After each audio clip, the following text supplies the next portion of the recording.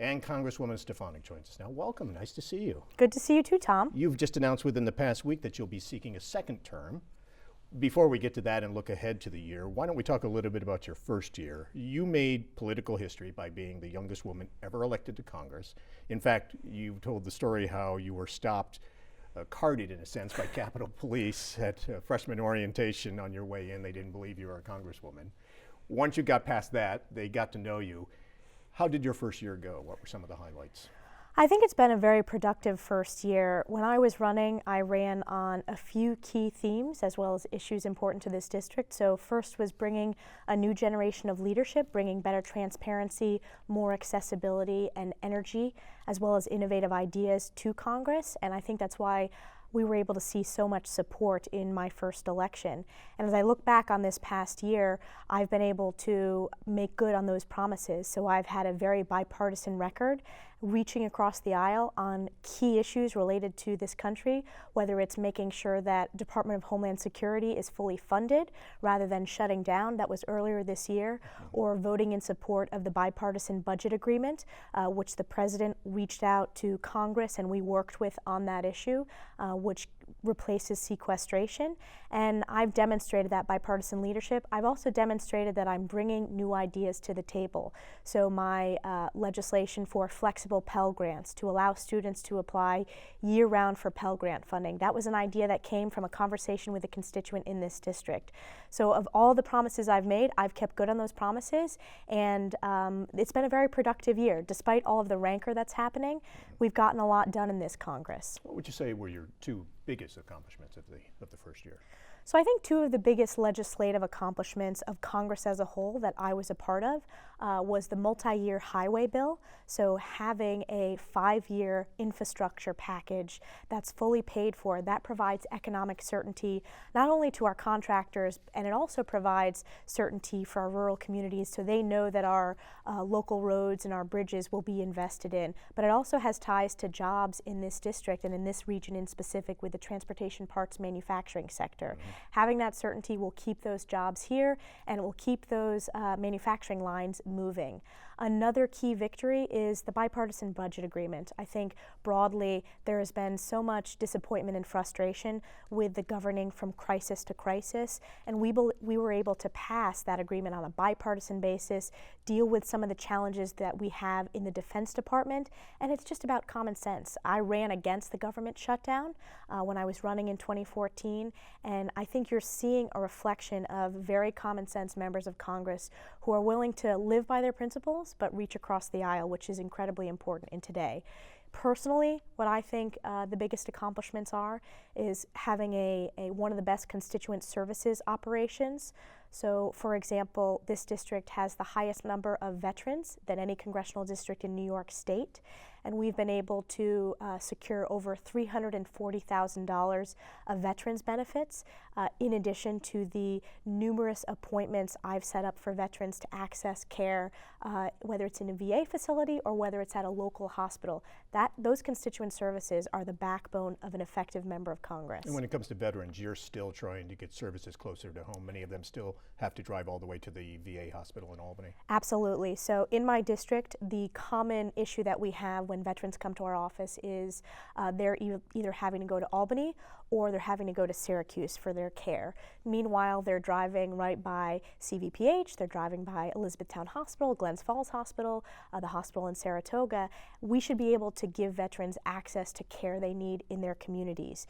The VA Choice Program was passed to make that more accessible, and we often work with veterans to set up those appointments at local facilities. But this is about reforming the VA, making sure that it's efficient, that it's responding to the veterans' needs, and they're getting the best access to care they need. So looking at accomplishments, what didn't you accomplish this year, or what was your biggest disappointment? So the biggest disappointment and the realization I've had after my first year in Congress is the House has very different rules than the Senate. We've passed a number of bills out of the House of Representatives that haven't been taken up in the Senate because they have a different set of procedures and rules to bring bills to the floor. One example is the 21st Century Cures Act, which modernizes our healthcare program in this country, the way we approve cures, so the FDA process, for example. We also had important initiatives for Lyme disease, making sure that we find a cure for that in the 21st Century Cures Act. That passed on a bipartisan basis out of the House, but it hasn't even been brought up for a vote in the Senate. That's been my biggest frustration and my biggest realization as a freshman member is we can get things done on the House side, but you have to work with the Senate. And what about your priorities for this year? My priorities for this year are continuing to be bipartisan.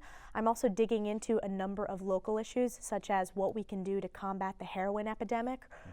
Earlier this week, I had a roundtable with some of the community leaders and elected officials in Washington County on this issue. And this is a pretty critical region just because, especially Washington County is the pipeline to Vermont, and heroin has wreaked havoc on many of our communities. There isn't a single community that hasn't been affected by this crisis, and it really needs to be a team effort at the federal, state, and local level. I'm also focused on rural broadband development, which is 21st century infrastructure. So while we've passed the multi-year highway bill, we need to have a plan to bring rural broadband to that last mile, and this is a concern that's shared with many of the town supervisors in the district. I'm also going to continue to work on my committees. I serve on the Armed Services Committee and Education and Workforce, and we have a number of issues continuing to protect and strengthen Fort Drum. And on the education side, especially on the higher ed space, the colleges and universities in this district, we want to reauthorize the Higher Education Act to make sure that the resources and the funding are available. For Drum, you mentioned, certainly dodged a bullet this year with the cuts by the U.S. Army. Is that going to be a constant battle, saving that fort, keeping it open, keeping it staffed at the numbers it is? And how critical is that to the entire North Country? So Fort Drum is critical not just to this congressional district, it's critical to New York State. It's the largest single site employer in New York State. It's critical to the Northeast. When we look at our military installations around the country, Fort Drum is very unique, and it's critical to our Army's readiness. The training capabilities at Fort Drum are unlike any other military installation across the country. What was driving the potential for the 16,000 reduction in active duty servicemen and women was sequestration. So one of my key priorities was replacing sequestration, getting rid of a bad policy. It was a bad bipartisan disaster, and we were able to suspend sequestration as part of the bipartisan budget agreement, but that was a real test for me as a freshman member of Congress. That listening session with the Pentagon in March at Fort Drum, the way I went about building support was thinking of it beyond just New York's 21st District, but getting the entire New York delegation to sign on and recognize the importance of Fort Drum. So I worked the floor, and the first Democrat that I happened to see was Charlie Rangel, and he helped me get the signatures for a letter to the Secretary of Defense to talk about the importance of Fort Drum. That's how you build coalitions. That's how you build support on a bipartisan basis when something's of regional interest. You've made a number of trips overseas to visit troops with the 10th Mountain Division in Fort Drum. Why do you make those trips? Why are those so critical to go and see the troops? So the trips are absolutely critical. It's an opportunity for me to show our servicemen and women that we are thinking about them and that we're thanking them for their service. And it's also an opportunity to hear their feedback about the resources they need. In Congress, when you're in a committee hearing on the House Armed Services Committee, oftentimes you don't get as candid of feedback as you would in a smaller setting. Particularly over the holidays, the second delegation I took was around the week of Thanksgiving. It was the week of Thanksgiving. And some of our young soldiers, this is their first time they're away from their families, so to be able to see someone from home is so significant. I'm also able to assess whether they're getting the resources they need, whether there's enough certainty coming from Congress. The other opportunity these delegations bring is it allows you to get to know the leadership of our allies. So having a conversation with President Ghani in Afghanistan about the long-term strategy to ensure that our counterterrorism efforts are continuing to succeed in that region, to get feedback from the Jordanians about the rise of ISIS and what we need to do to defeat that terrorist organization. it's very different. It's much more candid feedback than you would get on Capitol Hill. And you bring up ISIS. You were disappointed with the President's State of the Union address, especially when it comes to how he's dealing with ISIS and other terror threats? I was disappointed, especially in the State of the Union. The president didn't seem to recognize how significant of a threat ISIS is. And that was surprising to me, especially after we've seen the terrorist attacks in Paris and the attacks in San Bernardino, where you have two individuals that aren't necessarily physically a part of the Islamic State, but they're doing this as part of the ideology of ISIS. This is a concern. People have the security challenges on their mind today, and we need a more coherent strategy that needs to be diplomatic, it needs to be economic, it needs to be rebuilding our alliances with our allies in the region, and it needs to be supporting our allies to militarily defeat this terrorist organization, which is the most well-funded terrorist organization in history. And we're focusing on that on the House Armed Services Committee. But I think it's also important to look at why we are where we are today. This is a president who identified ISIS as the JV team. We're finding out that's not the case. There needs to be more coherence in strategy, and then we need to have a stronger commander-in-chief. And that's what I'm looking for in our presidential candidates, is who is going to put forth a vision for securing our country and rebuilding our relationships around the world. You brought it up, a very contentious race among your party right now. Are you supporting a particular candidate? I'm focused on doing my job as a member of Congress and a first-term member of Congress from the 21st District. That's been my singular focus this past year. I think in both parties, Democrats and Republicans, we're having a very tumultuous primary season with people who were not supposed to be the front runner. They seem to be polling higher, and I think it's going to be a long race on both sides. I don't think there's a presumptive nominee in either party. Do you see yourself likely backing an establishment candidate or a firebrand, an outsider like a Donald Trump? I think having multiple candidates is a strength of our political system in this country, and I think in both parties, candidates are tapping into the frustration that voters have with the status quo. I think they're tapping into the frustrations that voters have with the divisiveness of President Obama's administration. So I'm focused on who's going to have the most positive vision for economic opportunity, for securing our national security, for having a vision for a strong foreign policy. And as a voter, I'm also a voter in addition to a member of Congress.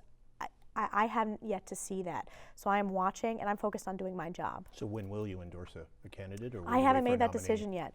I'm focused on doing my job. I'm curious to see how the vote goes in New Hampshire. I think being a northeastern state, it's going to be pretty interesting. And I'm waiting to see. Can you see Donald Trump as president?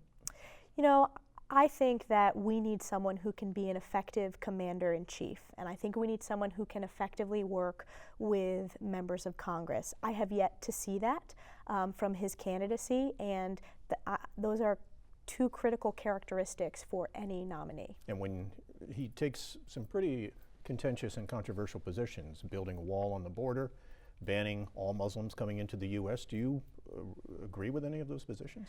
I have spoken out against some of the statements and some of the rhetoric from candidates, and one specifically that I spoke out against was Mr. Trump's comments related to all Muslims in the United States. I don't think that's who we are constitutionally.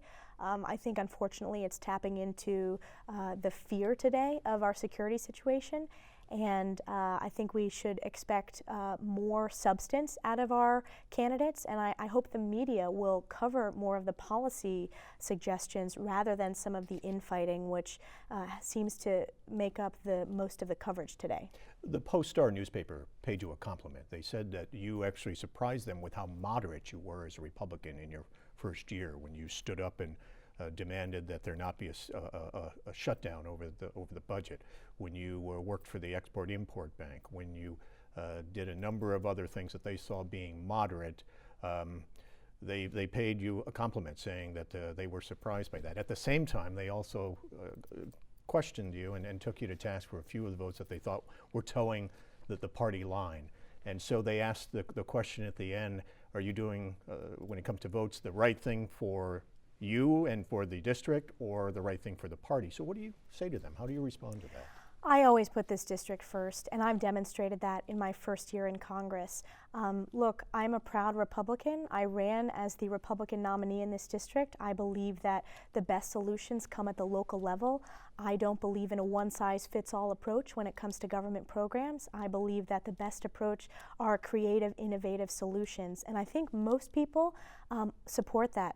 That means, though, that doesn't mean that I don't work across the aisle. I have a proven bipartisan record, and I'm a new generation member of Congress. I think this is what you're going to see when there are more members who represent this new generation of thinking, that you can stick with your principles, but you can reach across the aisle. On some of these key votes, whether it's the Export-Import Bank, that was critical for jobs in this district. That's an important jobs program, and it doesn't cost the taxpayers anything. So that was not a difficult decision for me to make. I've demonstrated again and again that I put this district before party affiliation, and I'm going to continue doing that because I think that's what makes an effective member of Congress, and that's what leadership is about, putting the people you represent before any type of political calculations. Just a few weeks back, the House did vote again to repeal the Affordable Care Act.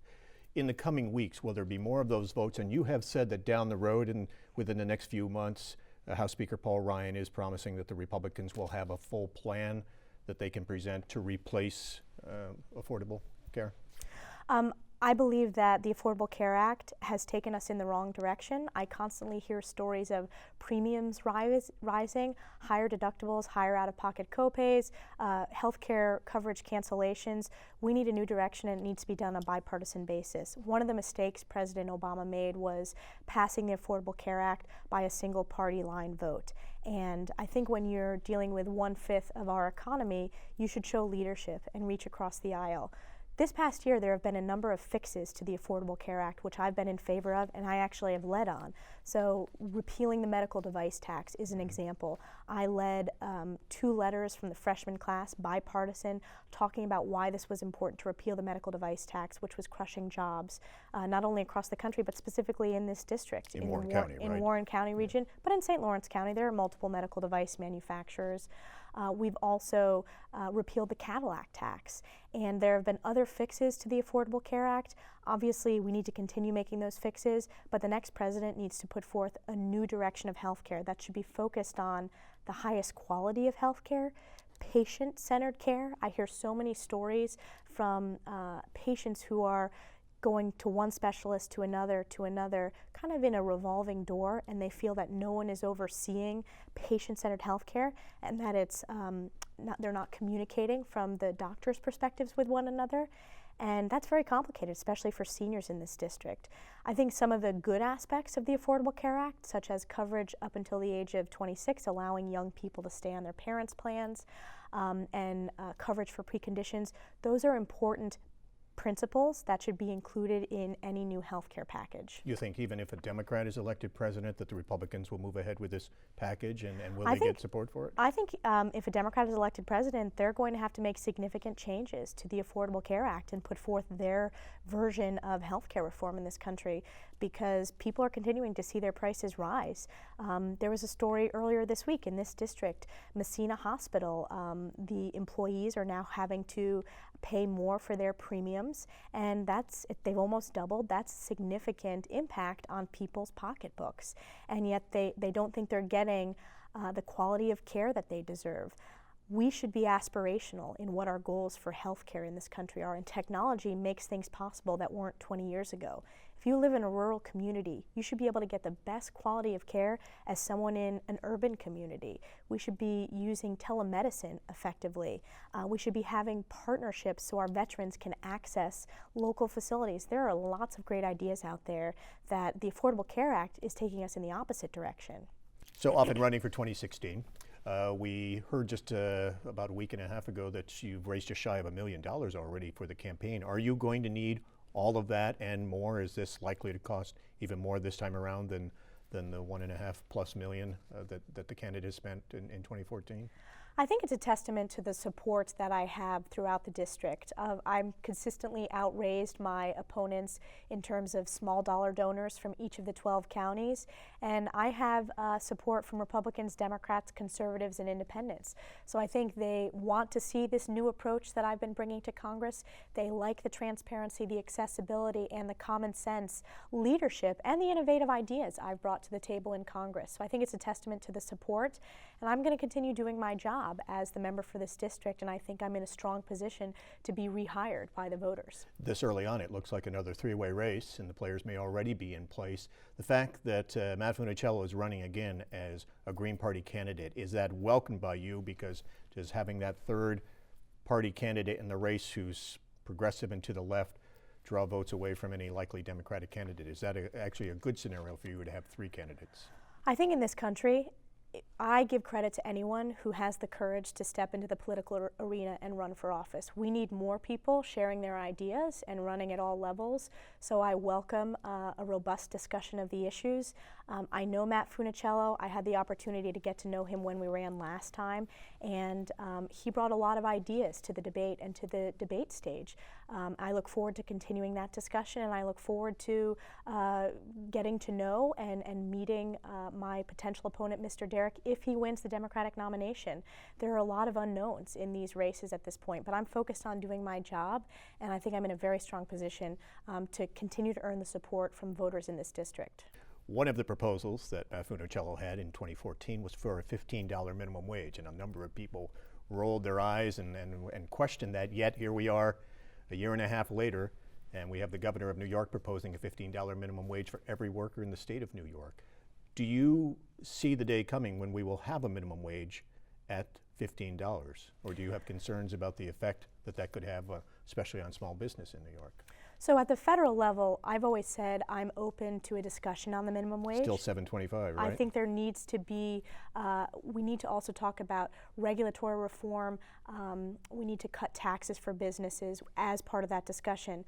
What's been interesting about the state proposal, which will of course be discussed at the state level, is it doesn't recognize the difference between the economy in upstate New York in the North Country and the urban parts of New York State like New York City. So this is a proposal that's really driven from downstate, and there have been many groups, Democrats and Republicans, who have deep concerns with this proposal by Governor Cuomo.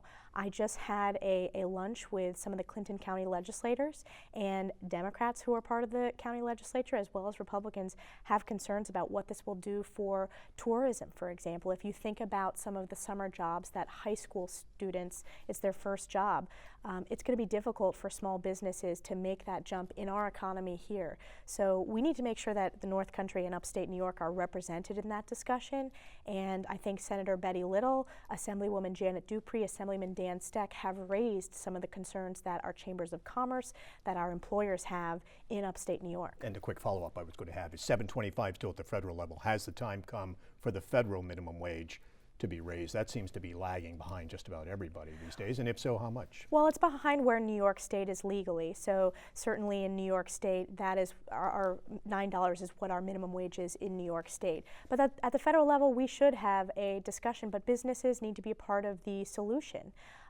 And I think there needs to be recognition that the economy in Alabama is very different than the economy in New York State in terms of the cost of living. We also need to talk about workforce development. Minimum wage should not be the end point for someone's career. We want individuals to be able to grow and have economic opportunity, to have the skill sets they need to go to a salaried position or to have the vocational training to pursue skills opportunities, which are very high-paying jobs and woefully needed in today's economy. In Canada, the economy is tanking. Oil prices are down. The Canadian dollar is dropping like a rock. Are you worried what impact that could have on cross-border tourism and cross-border business as we look to lure more Canadian businesses across the border? Do you think it may get to the point where the dollar may be so low in Canada that it could really have an impact on the North Country? Of course this will have an impact, and this is of concern to me, just because so much of our economy in the North Country is about a partnership with Canada, and what's good for Canada is usually good for us, and we need to continue to have that tourism and that cross-border commerce. I think we need to think about diversifying our economy. in order to deal with this downturn, which is going to have a significant impact. But I've had many conversations with local leaders, with local chambers of commerce about how this will be detrimental to our economy here. But we need to figure out ways to overcome that. And we need to continue working with Canada as a partnership on this issue.